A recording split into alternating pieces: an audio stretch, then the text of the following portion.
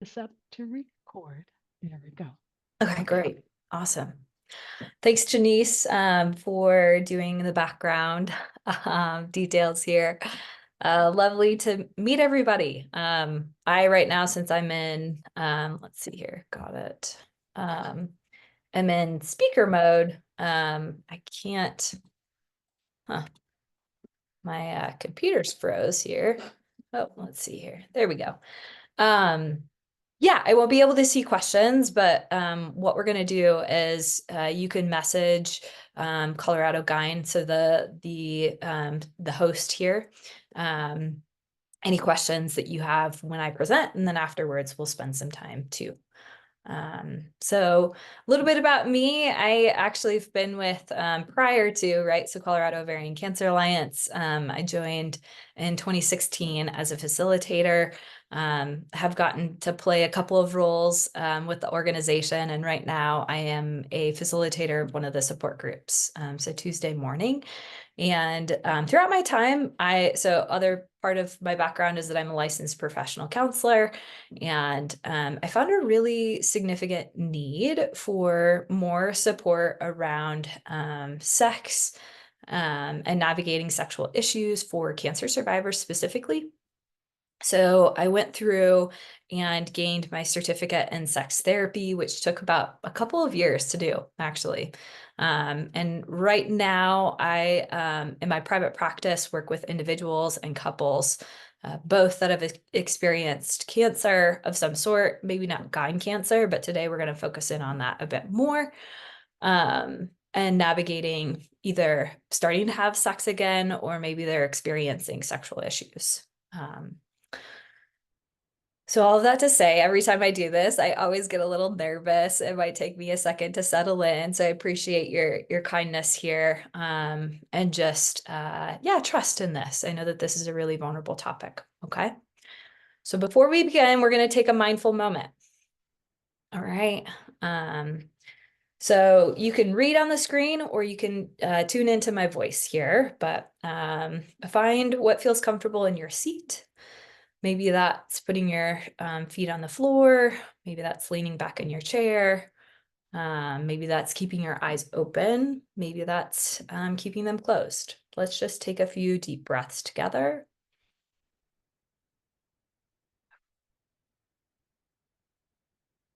Yeah. Just taking in and noticing what it's like to pause, focus on your breath. And while we're doing this, I want you to invite a sense of loving kindness for yourself. So continue to take those deeper breaths. And I really want you to hold that loving kindness for yourself throughout this presentation today. All right. And extend it to others who've been able to join us as well. And we're going to think about those that aren't with us today too. So as you take another deep breath, open your eyes and welcome back here. I find that in talking about this topic, it is important to discuss a few boundaries ahead of time. All right. So my job today is to set some invitations. All right. You're definitely invited to question, challenge, and debate everything that's being presented. Okay. Just because I'm saying something, it doesn't mean that it makes it so for you. Right. I'm not here to change potentially any religious beliefs that you have about sex or sexuality. I'm not here to say that this is the right or wrong way to do something. All right. You ultimately get to set that boundary for yourself. Okay. My hope is that by establishing this, we can respect that there are going to be differences experienced by all people in this conversation, and that can be okay. So it's really important to respect your views and respect views of other folks too. We are going to be talking about sex, sexuality, explicit aspects of sex. And because of that, sometimes folks can really struggle in this presentation. If you notice throughout the presentation that you're feeling really overwhelmed, maybe take a break. step away from the computer, go get a glass of water. We all have spectrums of sex negative experiences to sex positive experiences. Obviously, what's brought you here today, I think, is that you're having some troubles with sex, and or you're curious about it for yourself now that you've experienced cancer or you're a caregiver, and trying to figure out how do we start to either reincorporate this, or am I normal? I feel like that as a clinician is what I get pretty often too. Okay. So practicing self-care can look like a lot of things. It can look like stepping away from your computer. It can look like putting yourself on off video. Just really finding ways to promote comfort in this conversation, or you can just leave. You can always come back and watch this at a different point. All right. Okay, so now that we've established these invitations, this mindful moment, let's talk about what we're going to discuss today. What to expect. I find with this topic that we all have access to varied amounts of sex education. So for this presentation and the purpose of promoting sex education too, we're going to go through some basics. We're going to touch base about life before, after cancer, and common sexual changes. Creating a new normal here, and then 5 practical steps for enhancing your sexual health here. All right. And with this too presentation, my hope and goal is for you to see that there's hope. First and foremost, I have hope in your sex life and your sexual experiences. And that how do I approach this topic that we can just see that it's another part of quality of life, right? To take some stigma away from it or some fear away from it, and that I can empower you in this presentation to help you be curious again, to create more approachability with your own sexual self and potentially sex with your partner, and with your treatment team, your doctor, okay? Above all right, lived experience is the greatest teacher. And I appreciate Erica Hart, because Erica Hart is a breast cancer survivor, social justice advocate, and sexual health educator that really names something that I think is important to just talk about here. And understanding sex education is that often in cancer, we're focused in on helping you survive. And I think that as if there's any providers joining this call, I love that you're here, and I love that I get to have a gentle challenge in this conversation with you too of, yes, I want you as a survivor to feel like you can advocate for your sexual health. And as a provider, my hope is that you can start to open the door to the conversation, just checking in. Yes, about pain management, maybe their bowels, maybe quality of life in other regards, but let's also check in about sexual health. So if you have experienced in parts of your treatment and or cancer journey that nobody's really talked about sex, it's actually quite normal. I'm here today to start the conversation with you and feel so grateful that you're starting it with me. Okay. All right. Well, let's jump into this. Okay. So what is sex? I think this question, if you could write this down, is really, really important to be curious about. As a sex therapist, I think one of the largely biggest parts of my job, whether you have cancer or not, is spending time with this question in particular. What is sex and why have it? I think we have a lot of scripts. We have a lot of ideas of what sex is and what it isn't. And it's very personal. Okay. I think that this question in particular, we could say that it's going to be almost unique, potentially for every person and every couple. But spend some time on defining what this looks like for you and why you want to engage in it, right? So I listed a couple of common reasons why people have sex. So to increase intimacy, eroticism, sensuality, connection, pleasure, desire, reproduction. The last point there, pleasure versus performance, is starting to debunk parts of what I would name as a sexual myth, right? Is that we can put a lot of qualifiers on what is good sex. And maybe that's important to say that if orgasm isn't included in sex, sex is still great, right? To really challenge what makes sex great is going to be unique to you and what you enjoy about it. And I'm excited to present some research later on here about what makes sex great and the best sex of the world. But the other aspect of this is, why have sex is what actually is sex? How do we define this? And I included just a handful of ways that people engage in sex, right? So anal, oral, mutual masturbation, penetration. Really, in some ways, there's a lot of limitless ways to describe how somebody might be sexual with another person. I think in this journey with cancer, I'm going to go through kind of the before, during, and after experiences. But, what I find with a lot of patients that I work with is we got to reconstruct some of these questions. And it might include a lot of grief here. So healthy sexuality too is about more than just avoidance of pathology. I think in this journey with cancer, sometimes we focus in on trying to manage symptoms and really miss like, what is pleasure? What turns on my body, right? What do I enjoy? And that is truly as powerful, right, as being able to manage some of these symptoms too, if not more powerful. Okay. So we're going to talk a little bit about an aspect of sex that I think isn't broadly spoken about enough, and that is arousal. So with arousal, I'm going to use some kitchen appliance analogy. Okay. In the world of sex and sexuality, we kind of have a spectrum of two body types. Okay.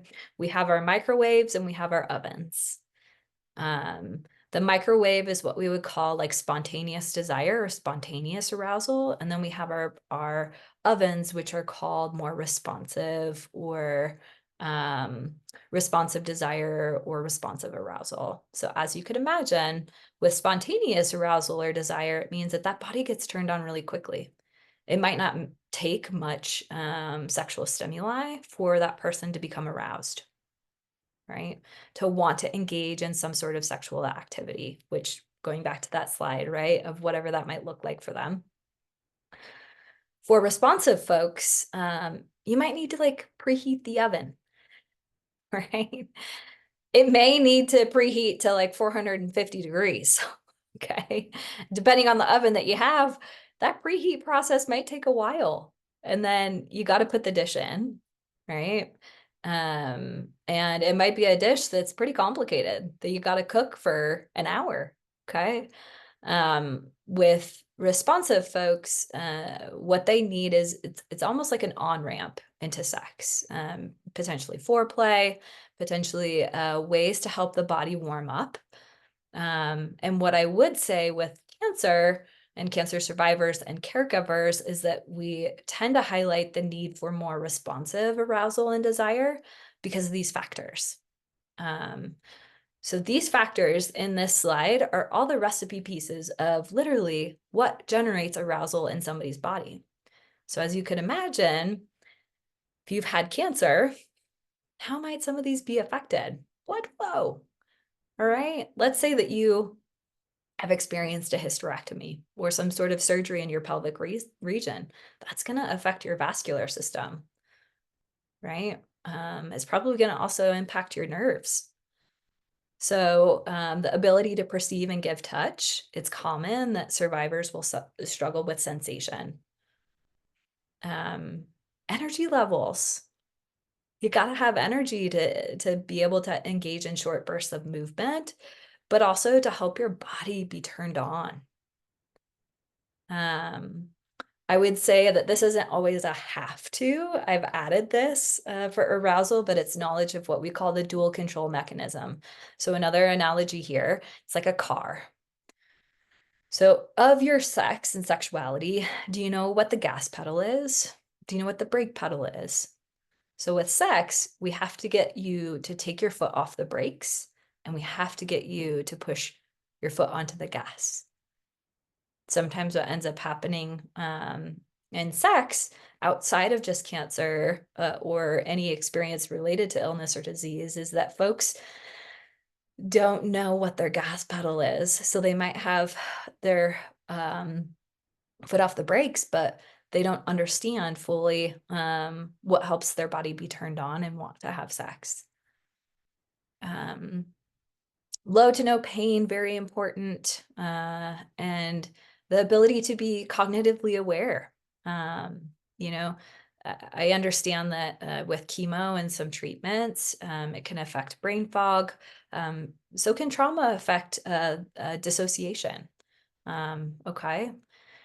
And as a caregiver, I want to name too that parts of this conversation, all of these aspects are important for you, and it makes sense that maybe you're feeling fear, where you're feeling concern around, if I engage sexually with this person, I don't want to hurt them.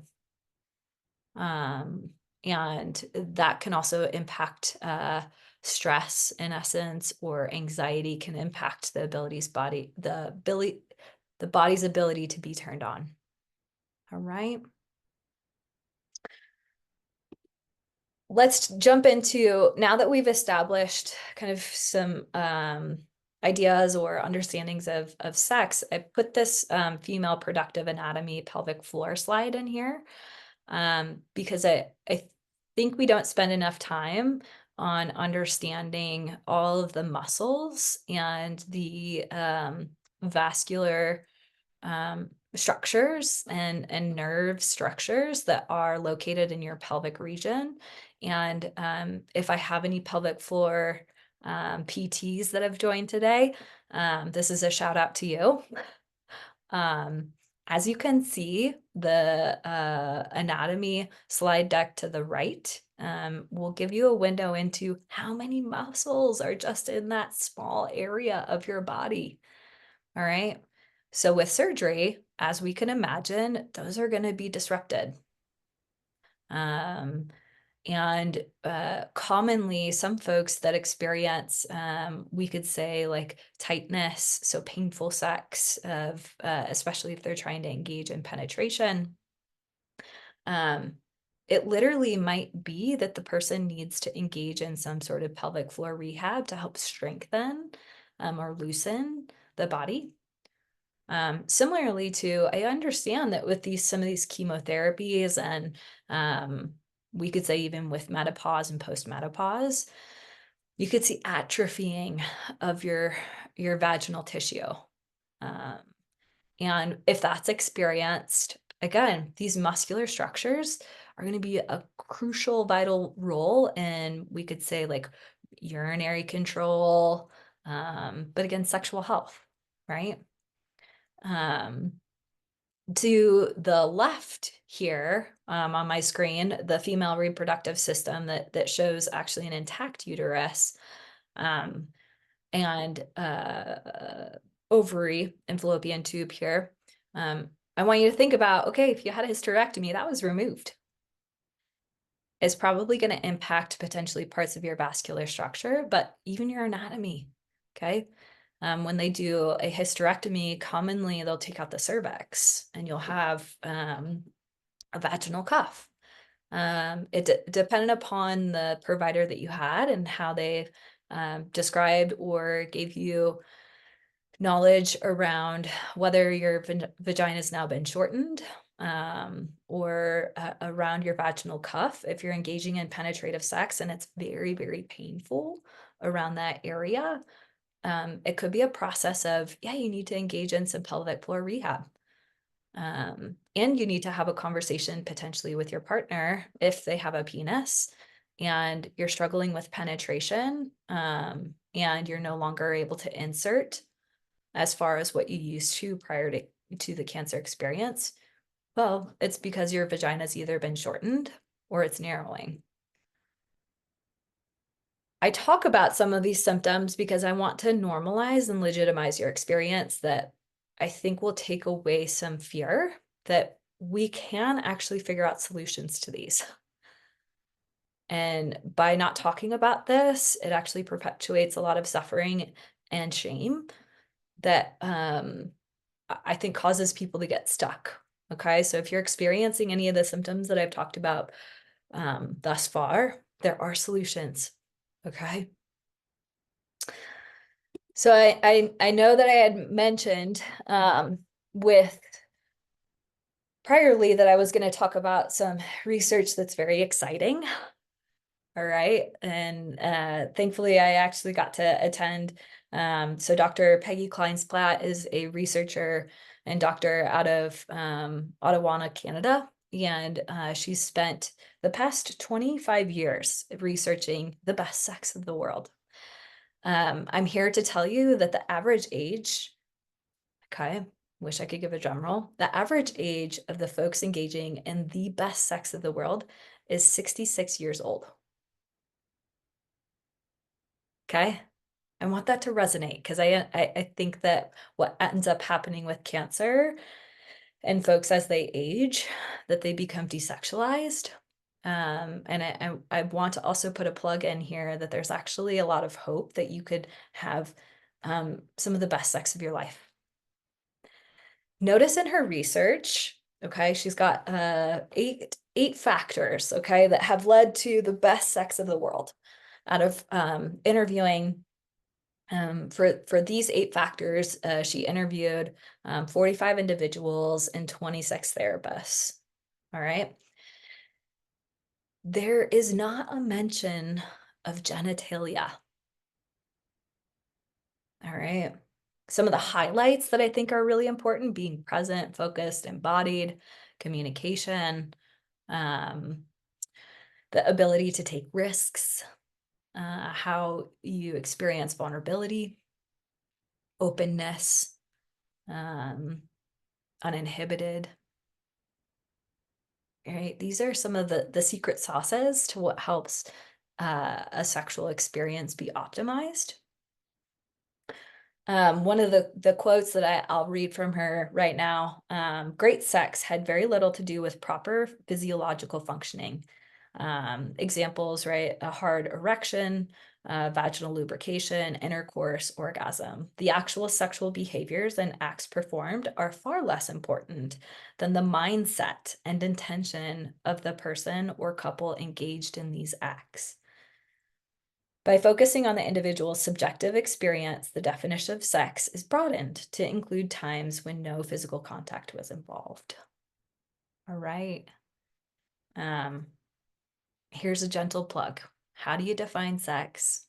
Right? And are you prioritizing it in a way that actually is causing barriers to the great sex that you could be having? All right. So now that I've given you a really quick sex 101 and also maybe a plug-in here for hope around I believe in the sex that you want to have, let's talk about this shift of cancer. Okay. I understand that often when going through this experience, cancer is considered a trauma. It's blindsiding.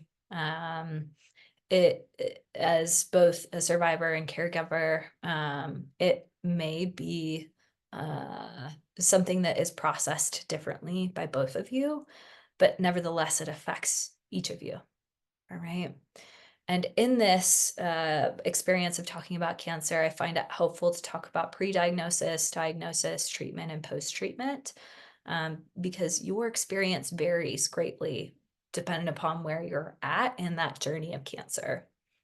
And I try to overlay some sexual health considerations in these four different experiences. So I've given some generalities of what can occur for an individual and caregiver. during pre-diagnosis, diagnosis, treatment, and post-treatment. It doesn't always mean that it's your exact experience. Okay. And the gray line that goes back to pre-diagnosis is considered recurrence, right? So anytime you experience recurrence, once treatment is over, you kind of go back to that beginning of pre-diagnosis, whether that's pain, symptoms, discomfort, feeling concern. Once you get a diagnosis, that initial trauma response of fight, fright, freeze, and then treatment is where we'll see sometimes actually some of the psychological symptoms settle, because you feel like you're able to treat the disease and cancer, like work against it. And then lastly, post-treatment is when we'll start to see some more processing for individuals because they actually have more time to think about what they actually experienced. And I would say broadly too that, as providers and supporting folks through this experience, often we're focused on how to help you survive cancer. And thankfully, with our treatments and advancements in treatments, cancer is now, I think, more chronically treated, right? People are living a lot longer. Which again gives the consideration that we need to view sexual health as a quality of life issue, right? That yes, we want to help you survive cancer, and we want you to we want to help you to survive cancer with low to no pain, access to play, pleasure, connection with yourself and others. And how can we do that from a sexual health perspective? I'm not going to spend too much time on this slide deck here, the medical journey, right? So these are some features that you might be navigating through a medical system and each part of your journey. Again, I'll name that it's common that you're not going to talk about sex, or your provider's not going to talk about sex. Doesn't mean that that's everybody's experience. There are some providers out there that are doing a great job at checking in about your sexual function. At any point in this journey, you're welcome to start that conversation with your doctor. Okay. Especially if you are, we could say, pretty sexually active, and if you're partnered or you're not partnered, but you are somebody that enjoys sex and are concerned about the effects of cancer and treatment on your sex life, I really, really want to support and empower you to start the conversation early. Okay. So let's think about this lens, sex before the diagnosis. As a clinician and sex therapist, this are some of the questions that I'll screen for. So what was great about your sex life? How did you communicate what felt good versus what didn't feel good? How frequent were you having sex? If you could describe the best sexual experiences, what would it be? Right, your ability and freedom to try out different positions, lube, toys. This is going to give me a window into potentially if you actually had prior sexual issues. What parts of your sex that maybe you want to reincorporate once you start to become sexually active again. And then potentially what needs to change. And I'll just name here painful sex, okay, can be a symptom of cancer. Unless you want pain to be a part of your sexual experience, pain during sex, okay, is not normal. Let me repeat that again. If you're experiencing pain during sex, unless you want that to be a part of your experience, meaning that you're more kinky or engage in fetish, all right, you need to talk to your provider. It could be something that's treated, all right? It's not just like grit through it, hope that it's going to change next time, okay? You need to address it pretty immediately. So some of the common experienced, oh, I'm missing a C there. Common changes experienced with cancer. These are not exhaustive, okay?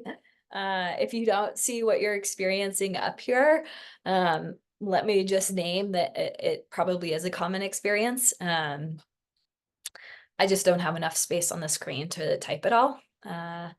one of the things that I like to highlight in this is that I think what ends up happening with providers is they look at side effects, like such as like dry mouth. How would that be a sexual change? Well, if you engage in oral sex, or we could say if kissing is a part of your foreplay, right? So that responsive desire, and you have dry mouth, okay, it's really hard to idealize or want to engage in kissing or oral sex, especially if your mouth is really dry. I find that like, so talking about depression, anxiety, right? These um psychological experiences with sex, sometimes what ends up happening is SSRI, or some sort of antidepressant or anti-anxiety med is also introduced. And that can affect your sexual health too, just as much as trying to treat or or navigating the experience of anxiety and depression. Okay. Um, I know a lot of these symptoms have very um, could be varied based upon your treatment. Okay. It's not that if you get cancer, you're going to experience every single one of these. All right. Let me do a time check here. Great. Oh, let me go back. There we go. I also want to name that every single one of these symptoms are treatable. Yes, there's treatment out there that addresses every single symptom up here. Okay. Let me put a plug in for hope. It's about finding the resources. It's about if you are experiencing one of these symptoms in particular, like today, if you have a question and you want me to talk about a specific suggestion, I definitely can. A big part of this, though, is starting to talk about this either if you have a partner with your partner, okay, and your treatment team, so that your doctor can help. If they don't know an answer, then that's part of their responsibility to help you find the answer. Okay. Um, in this, one of my favorite books, and I put a book suggestion here too, by Lauren Fogel Mercy and Jennifer Bensel, to highlight for caregivers, for loved ones, partners that maybe are joining us today too, is that I see you, and I see how sex can also be impacted for you in this. Yes, I've highlighted a lot for the survivor, but we could say that it's common when I work with couples that as the caregiver, they can experience a lot of shame around sex, thinking, you know, I'm afraid to talk about this because I don't know if you'll judge me for wanting to have sex. There could be a lot of fear around, do you still find me sexy? Are you still turned on by me? Right. And part of my job as a counselor is to help create approachability, but also tap into some of those communication skills. All right. And validate and normalize, yeah, your feelings make sense. And how do we help you see that you can have your feelings and still talk about this too? I do know that cancer care and or loving somebody, right, can also change the eroticism in the relationship. Meaning you kind of feel like what you're experiencing is less sexy, right? And more engaging in potentially hygiene tasks or day-to-day tasks that feel very mundane and boring, which I understand can kind of chip away at that eroticism. And so what I say is reintroducing pleasure and play. It's a small step. And part of it, a small step, is just acknowledging that both of you might be sexual beings. And for the time of, if you're in treatment, okay, if you're navigating diagnosis or even post-treatment, if you're not really feeling sexual, you can still be intimate, right?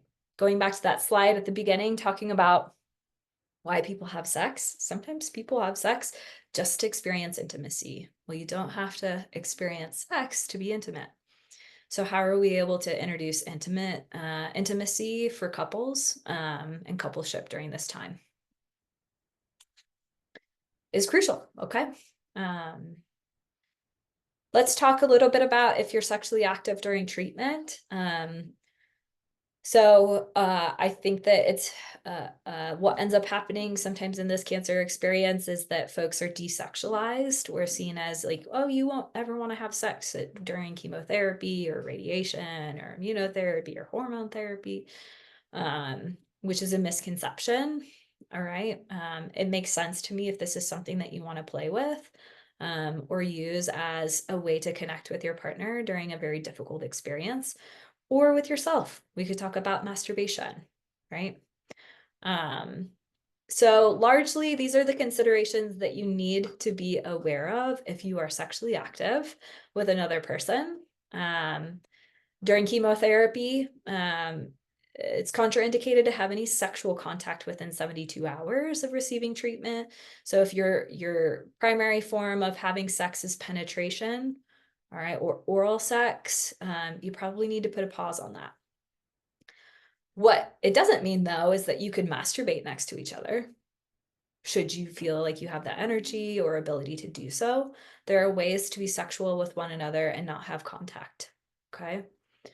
I did put some common symptoms that are experienced, right? So that dryness or dyspareunia, that's what it's called, painful sex, because you don't have any lubrication. Chemo itself dries you out. And dry ejaculation is for men experiencing chemotherapy. I think I copied this slide deck from when I did an all cancers presentation. Radiation and sex, there's no contraindication. So you can be sexual immediately after you're irradiated. Probably some considerations, though, are the elasticity of the muscle, where the actual radiation is occurring. So I understand for the folks today that are joining us that have experienced brachytherapy, right? So internal radiation, you're going to have to work on your muscle tissue, so the elasticity of your muscle tissue prior to having penetration again. It's just crucial that you work with a pelvic floor therapist, physical therapist, if you've experienced brachytherapy. I'm going to put the plug in again. If you've experienced any trauma to your pelvic area, pelvic floor rehab therapy. Okay. I can go through if there's a question around what that is at the end. But with this, and I want to spend a minute on radiation too, if you're having brachytherapy, it's important to work up to the size of the penis of your partner, if your partner has a penis, to work on the elasticity of that muscle and rebuild that. I think some folks haven't always understood what dilators are and or what Kegel exercises are. And what those exercises are is to help rebuild elasticity to the tissue of your vagina. And to help if you have a partner, dependent upon their penis size, it's not like you have to have the elasticity of your vagina be like at a 10 out of 10. Okay. You can just work up to the size of your partner should you choose. With immunotherapy, no contraindication. You can have sex whenever. Hormone therapy, some considerations. Again, that dryness, it can affect the libido, meaning that desire or drive to want to have sex. We could see that decrease pretty significantly. Lastly, surgery. Always great to have a conversation with your surgeon. You can ask sexual related questions, such as if they during the surgery took out your cervix and created a vaginal cuff. During that surgery, did they remove any of your vagina? Right. Important to understand that potentially some of the sexual dysfunction and or issues that are occurring for you isn't because you're doing something wrong or bad. It's because your anatomy has changed. All right.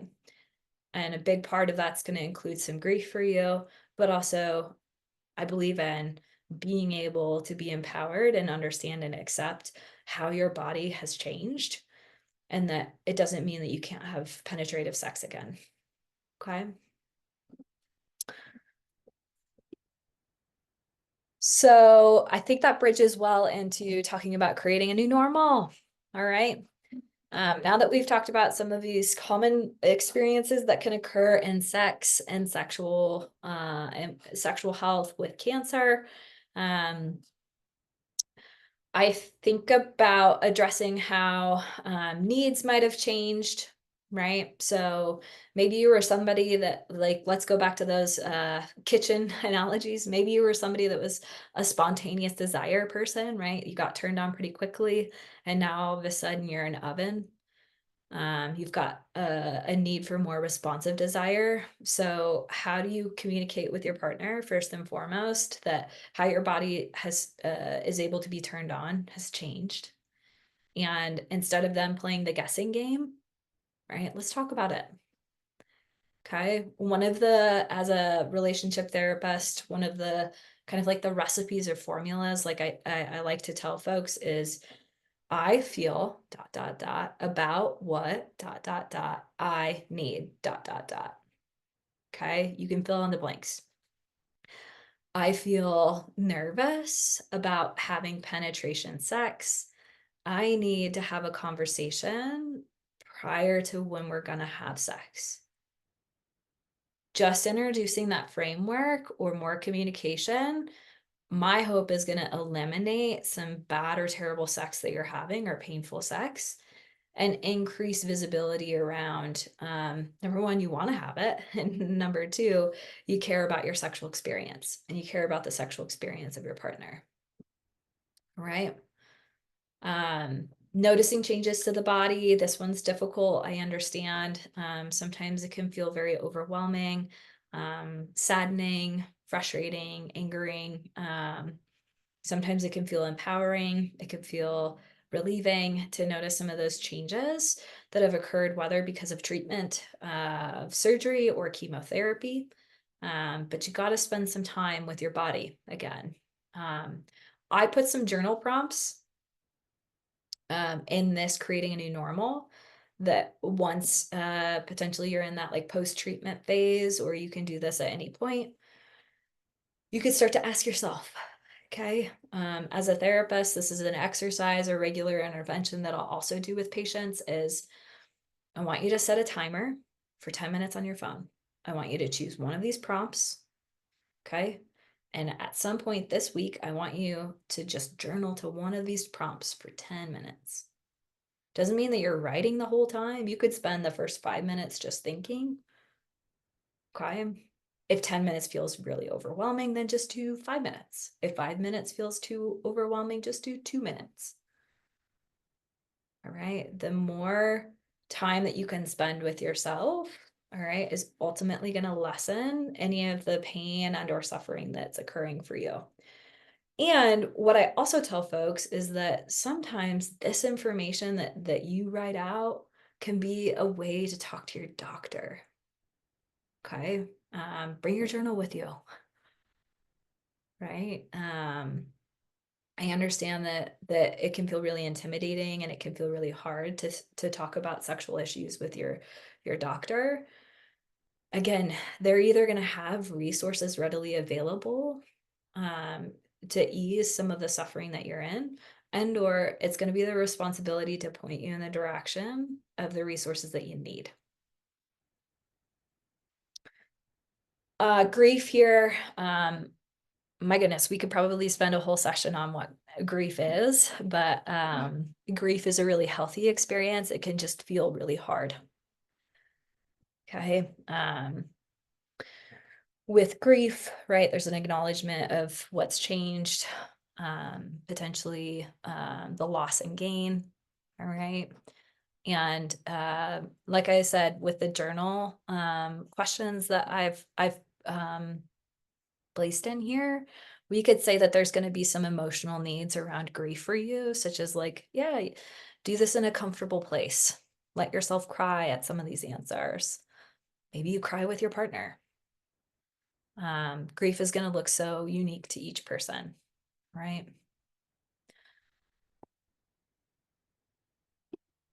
So where do we go from here? Glad you asked. Glad I asked. I thought that it would be helpful to give you a window into as a provider. There's what's called the Plicit model. And my hope is to continue to get this information out to providers. So if there's anybody on this call that's a provider, this can give you an idea of potentially the sexual needs for a person. This could also give you a window into potentially for yourself and your partner, where you're at in terms of your own sexual needs. So when I work with a client or a patient, the order of intervention, it starts with PLISSIT. Okay. So sometimes the question of me just asking, hey, on a scale 1 to 5, how satisfied are you with your sex life right now and or sexual function? 1 being highly dissatisfied, 5 being like the best sex that I'm ever having. If somebody says a 1, I'll say, okay, you want to talk about it. So some folks just need permission to talk about what they're experiencing, and that can relieve some of the sexual frustration and or issues that they're experiencing. Okay. Let's say that the person says, yeah, I'd love to talk about it. I'm experiencing a lot of dryness with sex in particular. I'm not lubricating, and penetration is like 10 out of 10, the most painful experience. So what I will say to folks is, okay, have you tried lube? If you've tried lube, what have you tried? So lube, there are different, the biggest thing about lube, all right, is to understand what ingredients are involved.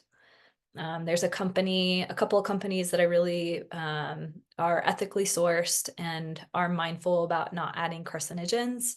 So Good Clean Love, they actually have a vaginal biome project. They're doing studies on vaginal cancers, and they have a wide array of lubricants that you can try.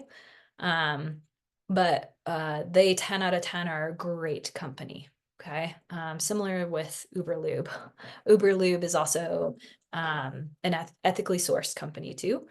But if you're experiencing dry sex and you haven't tried lube, then maybe this is something to give a go. Okay.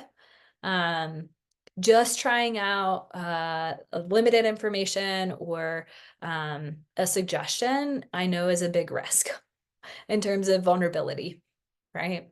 It doesn't mean that it's always going to work. And then let's say that, okay, we talk about the different types of lube, right? So a specific suggestion, I kind of just gave one, Good Clean Love, or, oh, you're experiencing a lot of tightness with your pelvic floor.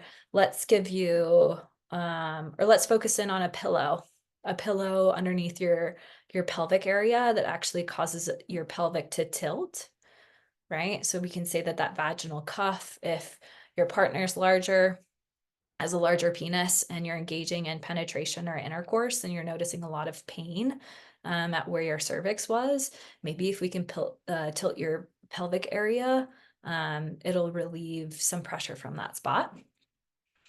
Lastly, let's say that all of these things aren't working. You might be a great candidate for some intensive therapies. Sometimes that's sex therapy. Sometimes, honestly, that's pelvic floor rehab, right? So all of those muscular structures that I had mentioned, all the changes that can occur based upon treatment and the cancer or burden of disease, you might need a physical therapist that's going to help rehab those structures for you, okay? I am running out of time, but my hope today again is that you can see that you've got a lot of hope for your sexual experiences, for your body. All right. And that it's possible to re-engage in sex again and sexual experiences that are going to be fun, that are going to be playful, okay? And that are going to ultimately enhance whether why you're having sex in your relationship, or just even solo, right? So how you're experiencing your body on your own. I tried to condense this whole experience into 5 thoughts to consider. Number 1, spend some time with your body. Really important. This journal prompt is something that I use with clients too.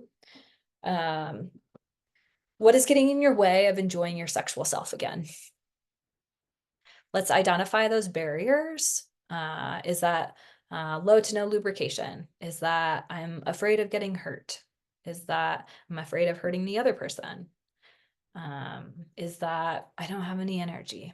Or is that ... So we've got to identify what the barrier or the problem is in order to figure out what the solution. The solution might include having more conversations with your partner.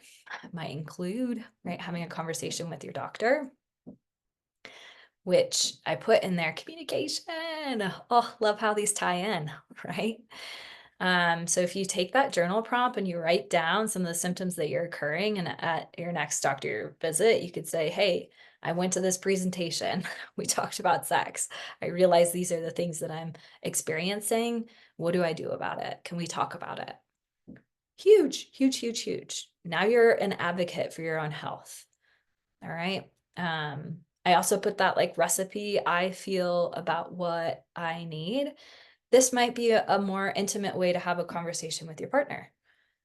It might not lead towards more sex, but you're going to increase intimacy, which when we think about it from that lens, increasing intimacy tends to be helpful in relationship. Now, this next intervention, it doesn't always work for folks. I like to say that. If anything, scheduling sex or pleasure, especially if you haven't engaged in it, what I tell folks is maybe the first step is just to schedule a conversation. Talk about sex prior to when you want to have it. All right. And that being said, if you're at the point where you're sexually active, but it's pretty infrequent, and you're feeling uncertain in terms of how to continue to either have sex or increase your frequency, sometimes this schedule sex or pleasure works, sometimes it backfires because it creates more anxiety. If that's the case, I tell folks, schedule a conversation about before care, during care, after care related with sex. So what that means is, what care do you need prior to being sexual with me? Is this, you need to have a conversation, you need to be cuddled, right? You need to take a bath. That can actually be really helpful for folks that have more responsive desire, helping their body warm up, getting blood flow going. Is there anything during sex that you want me to do or not do? Is there a position, if I lay on you a certain way, that causes more pain for you? Okay, I want to be really careful around that. Afterwards, do you want to talk about the sex that we had? Right? Is it helpful to maybe take a shower right away, or practice some hygiene, get some water, get some food? What's going to help you feel like this experience had care in all parts of it, before, during, and after? I find that these conversations, if you're having them if you're partnered, we could say for solo, or if you're not partnered, right? So masturbation is the same. What do you need before masturbation, during, and after? Leads more to that question that I started out the session with, is how are you defining sex? And Dr. Kleinsplatt's research is like, how flexible and or open to risk taking are you? And that means exploring lube, new positions, and toys. I know that I had mentioned around, for some folks, vaginal shortening, or we could say vaginal narrowing. There's actually a toy out there that if you still want to engage in penetrative sex or intercourse with your partner or yourself, it's called an O-Nut. I just got one sent to me. I get free ones as a clinician. It actually goes around the shaft and works as like a bungee for the shaft. to be able to insert to the size of the vagina. That creates a lot less painful sex. And you're still able to engage in sex in a way that potentially you enjoyed prior to cancer. Then lastly, reach out for support.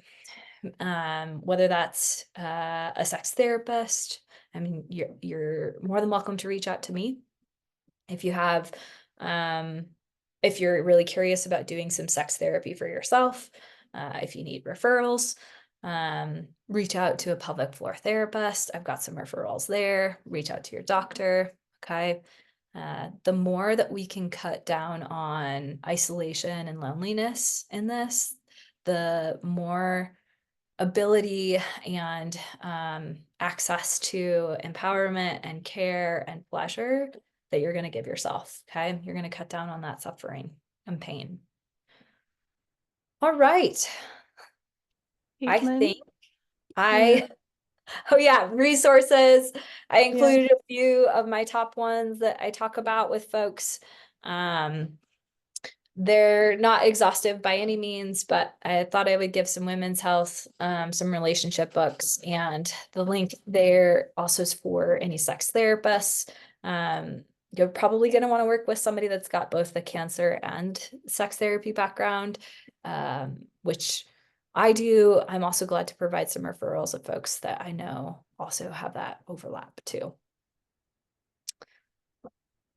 Caitlin, we're at the end of our time. Yep. And we do have a couple questions if folks can stay on a little bit longer. And I think since I'll be posing the questions for them, we can still keep recording. Is that okay? Sure. Yeah. Okay. So one of the questions was around painful intercourse Hmm. when this person's not allowed to take estrogen after ovarian Hmm. cancer. And so she's had atrophied tissues, and she wants to know Hmm. if there's anything in addition to pelvic floor rehab. I think you referred to it a little bit, but maybe a reminder would be good.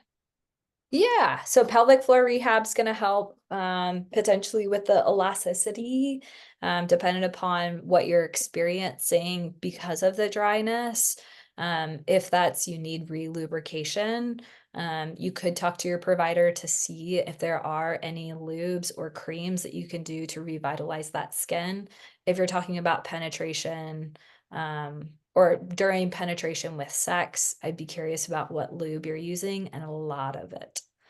And or uh, doing potentially like intermittent, like having some intercourse, but then potentially we could say some stimulation of just your clitoris, right? So oral sex could be involved, but if your vagina is shortened and your muscular structure is changed because of that, the O nut um, is a sex toy that actually helps the person that wants to insert into the vagina.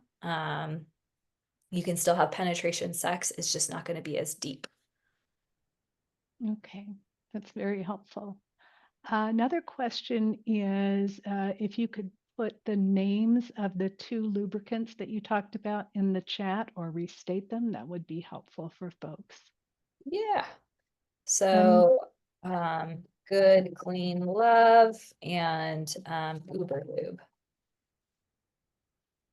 very So good. Good Thank Clean you. Love has what they have a vaginal biome science research part of their company. So they actually, a lot of their formularies are researched on people with vaginas, and they actually have a vaginal cancer research currently. So, Wonderful. All mhm. right. And then as far as whether or not you'll share the PowerPoint for this presentation, is that something that will be available in addition to the recording? Yeah, I'm glad to share the PowerPoint. Very good. Wonderful. And then lastly, please reshare the discussion questions you recommend for couples to share with each other when they have concerns about sex. What are those questions? Okay. Maybe it was about, oh, let's see here.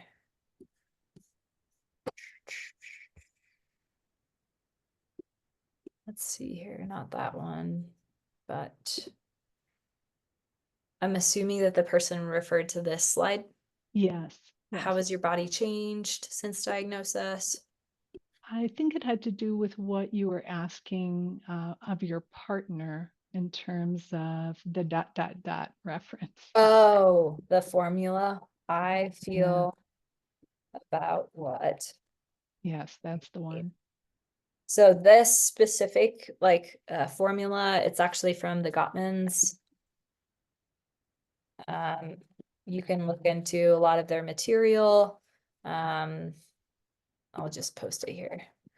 The Gottman method is who I'm formally trained by with relationship counseling, and they have a lot of material around just like basics of communication. Wonderful. Well, those are all the questions I have right now. If um, everyone is comfortable with ending this now, we can certainly do that. And now welcome all of you to continue to ask questions, both of your providers as well as with Katlyn, and we'll do our best to make sure we're answering them. Thank you, Katlyn. It's, as always, wonderful. Wonderful. Yeah, great. All right. Take care. Bye now.